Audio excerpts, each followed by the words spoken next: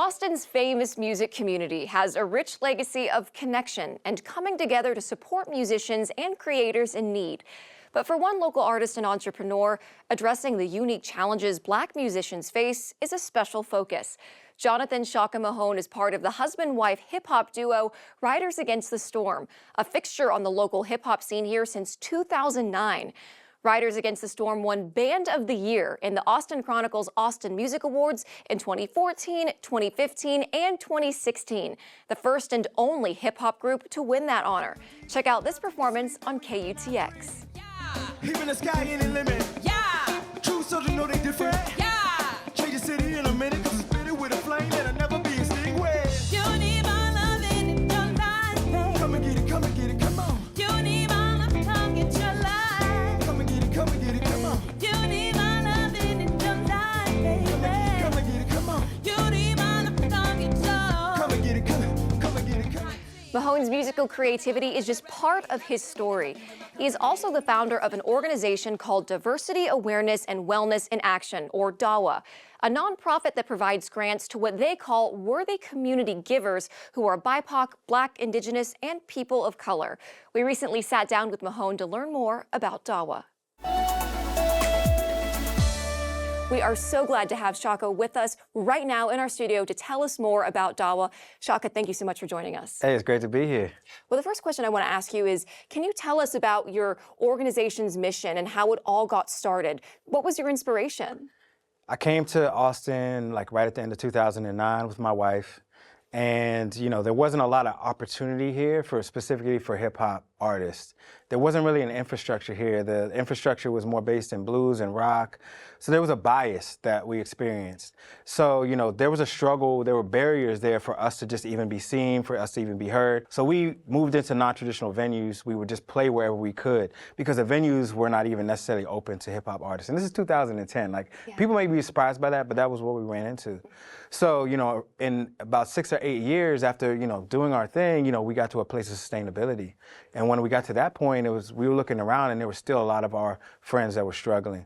And me being in a place of sustainability, I thought it was an opportunity for me to just give back a little something. So I started on my own, on a personal level, just giving $200 to friends once a month. And then after I gave that away, I would come across somebody else that needed some support, and I would do little fundraisers behind the scenes. And in a week, we would raise sometimes $300, sometimes $600. And I would get it to that person. And that was the beginning of DAWA. So in 2019, I had my first party. We raised $3,000 at that party. And my plan was to get to $10,000 and give it out. But the pandemic happened and George Floyd happened. So in that time between 2019 and early 2020, I set up a fund with the Austin Community Foundation. I created a little website. I created an Instagram page. And that was DAWA in its initial phase. In the early part of 2020, people started sending in money, and within a few months, we had $50,000. And since then, we've given out over $300,000. We became a nonprofit in 2022. But all of it started from my experience of encountering barriers, encountering obstacles, and just knowing what that struggle is like, what that experience is like, and wanting people to know that they're supported, know that they're seen, know that someone believes in them. So that's DAWA in a nutshell. It's like a safety net. It's we see you, we value you, your life is important. You're essential to the work you're doing. So the helpers that we support are social workers, teachers, healthcare providers, service industry workers, and creatives. And truly, more than ever, the community needs that kind of support. So for the people at home that hear this and they want to get involved and they're inspired and they want to do something similar in their own communities, what's the best way for them to do that? I mean, just like I did, start from the basics, just start doing what you can. At first, I just wanted to support my community, and that's what I did. So I would just encourage people, if they see a gap, they see a challenge in their particular neighborhood or wherever they are, to just start addressing that. There's a lot you can do, just even with a few extra dollars, just make some sandwiches and go out and feed some unhoused people. It doesn't, you don't have to try to change the world all at once. I would not have started this, I would not have done this if I felt like my community was being addressed in the way that I needed. So, hey, I see the problem, I can be a part of the change.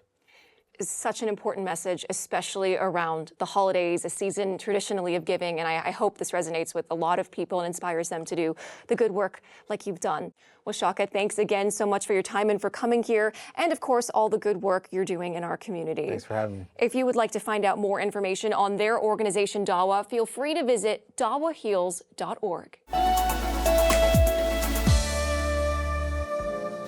Thanks so much for watching. If you like this video, be sure to subscribe for more from Austin Insight. You can also watch full episodes of Austin Insight for free on the PBS app.